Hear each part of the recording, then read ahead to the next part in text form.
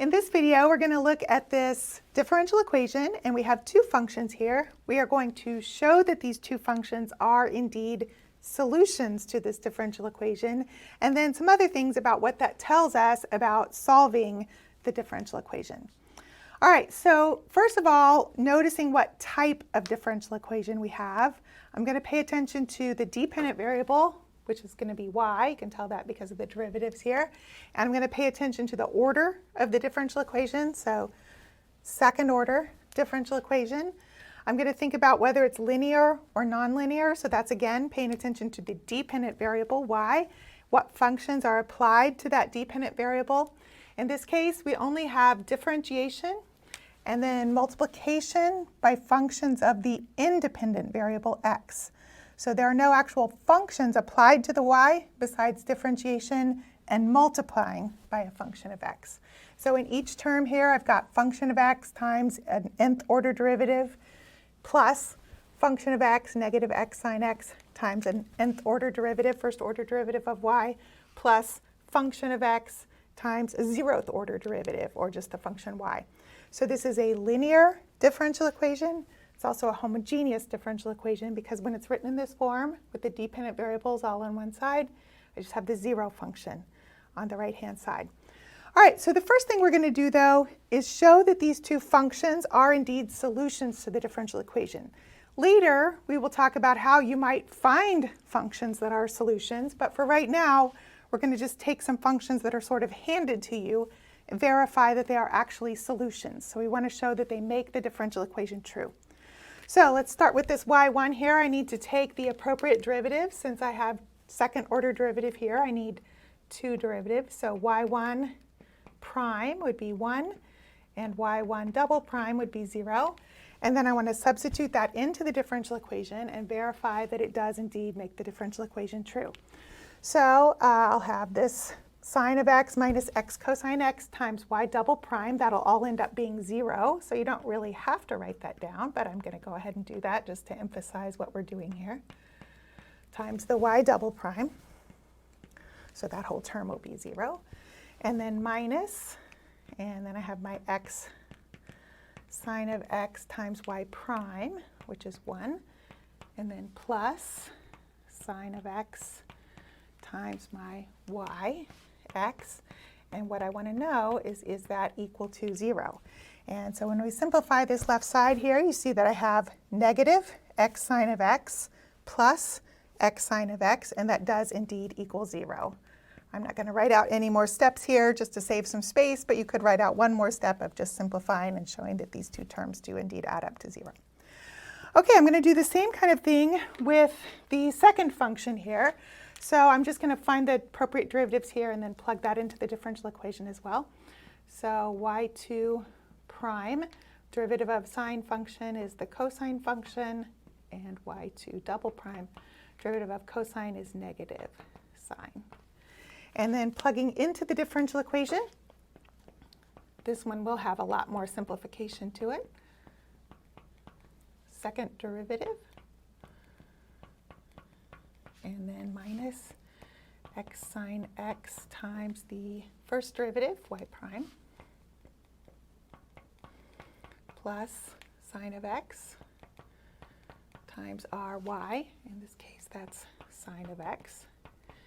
And what I'm wanting to determine is, does that actually simplify to 0? So I have some terms to simplify here. I'm going to go ahead and distribute through the negative sine x here. So I'll have negative sine squared x, and then plus x cosine x sine x.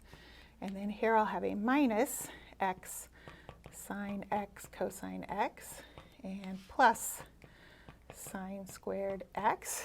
And so I do indeed have a negative sine squared of x and a positive sine squared of x term that cancel, and then a x cosine x sine x and a negative x sine x cosine x terms that cancel. And so that does indeed equal 0, yes.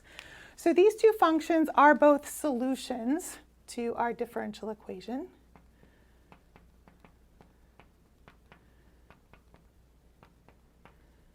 Okay, so often in your homework it's going to say something like verify that the functions are indeed solutions to the differential equation. So you just need to show enough work to indicate that you understand how that works. Take the appropriate derivative, substitute in, verify that it does indeed simplify to whatever the other side of the differential equation is.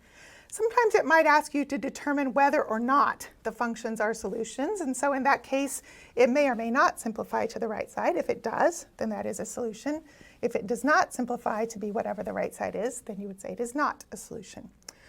But in this case, both of these functions are solutions to this differential equation because we have a second order, linear, homogeneous differential equation. We have a theorem that tells us that the dimension of the solution space for this differential equation is 2. So if I can find two solutions that are linearly independent, then those two functions form a basis for the solution space, which means I can use that to generate all solutions for the differential equation. All right, so in order to do that, the next thing I need to verify is that these two functions are linearly independent.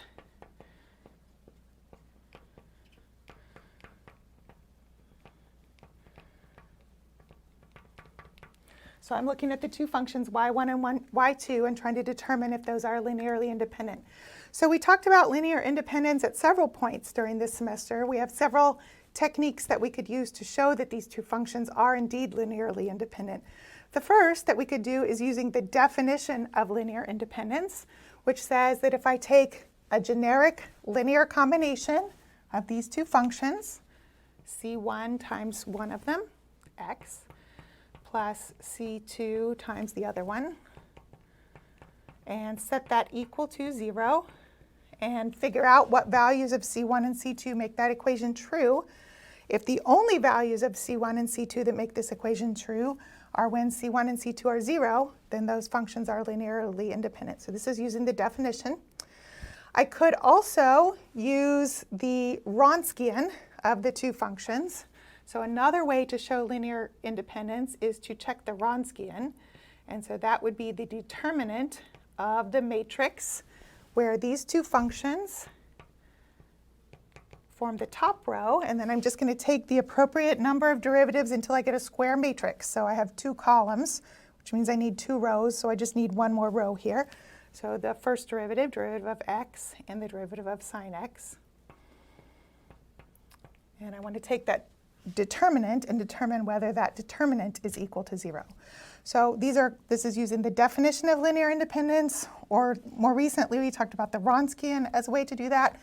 Another way to show linear independence is to think about, since I only have two objects in my set, I can use one of those alternate definitions of linear independence, which says that if you only have two objects in your set, it's actually very easy to show linear independence. You just have to determine that these two things are not scalar multiples of each other. So there's a lot of ways to think about that. I might think about the graphs of those two functions. If you think about a sine wave function and you take a scalar multiple of it, you get another sine wave with maybe a different amplitude, maybe flipped upside down if you have a negative coefficient for your scalar. But you're not going to get a line. So this is a line, y equals x, thinking about a line with slope 1 through the origin. So you could also think about these two functions and show that they are not scalar multiples of each other. I'm going to go ahead and use the Wronskian just because that's the most recent thing we've done, but you have many choices about how to show that these two functions are indeed linearly independent. All right, so for the Wronskian, I'm going to go ahead and take this determinant. So I will have x times cosine x minus sine x. And what I need to show is that this is not identically 0, so that this function is not always 0.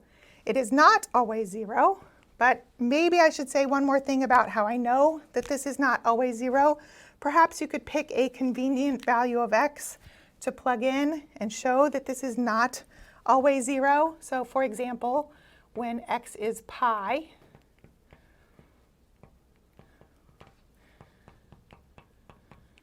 so you would have pi times cosine of pi. So let's see, I'll just write here, gives pi times cosine of pi. Cosine of pi is -1, so I'd have negative pi plus, or I'm sorry, minus, sine of pi is 0. And so negative pi minus 0 is negative pi, which is not 0. So this function is not identically 0 or not always 0. There are values of x that do make this 0. For example, x equals 0 would make this 0. But what I'm checking to see is if this simplifies to be the 0 function. So you need to find one value of x for which it is not the 0 function. So since this is not identically 0, so we would say that these two functions are linearly independent. Okay, so what we were after was being able to think about the general solution for this differential equation, or that's the set of all solutions to this differential equation. So I'm going to write a couple of things out. Depending on how the question is asked, you might write things a little bit differently. But you might say that a basis for the solution space for this differential equation is the set of those two functions, x comma sine of x. Or another way to describe this set is that we might say a fundamental set of solutions.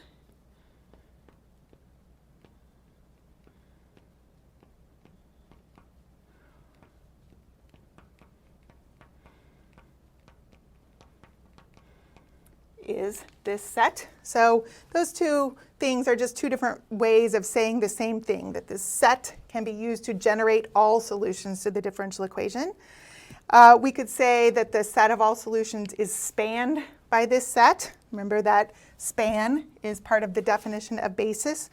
But another way, and usually the way you might be asked to sort of draw your conclusion from this, is to give the general solution for the differential equation, or the set of all solutions for the differential equation. So remember, anytime you have a solution for a differential equation, you should have an independent and dependent variable. So my dependent variable is y. So y equals, and then I just want to look at the span of this set. So the set of all linear combinations of this set. So C1 times one of them, doesn't really matter which one is first, plus C2 times the other one, where C1 and C2 can take on all real values. So this is often how you'll be asked to kind of draw the conclusion that you get from knowing that you have two linearly independent solutions to this second order linear homogeneous differential equation. What does that mean? That means you have all solutions to the differential equation, and they can all be written in this form where C1 and C2 can take on all possible different real numbers.